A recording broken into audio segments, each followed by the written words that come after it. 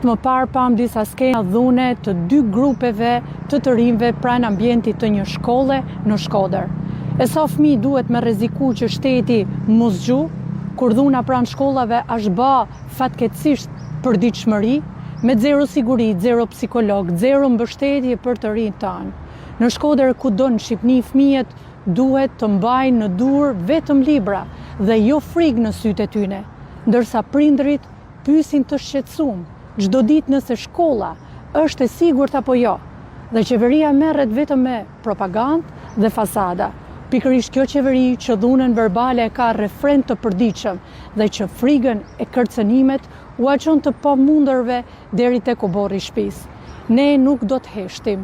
Kërkojmë siguri reale, mbështetje psikologjike në çdo shkollë dhe politika serioze kundër bullizmit dhe dhunës, sepse fëmijët tanë nuk janë vetëm numra dhe statistika, janë e ardhmja e këtij vendi.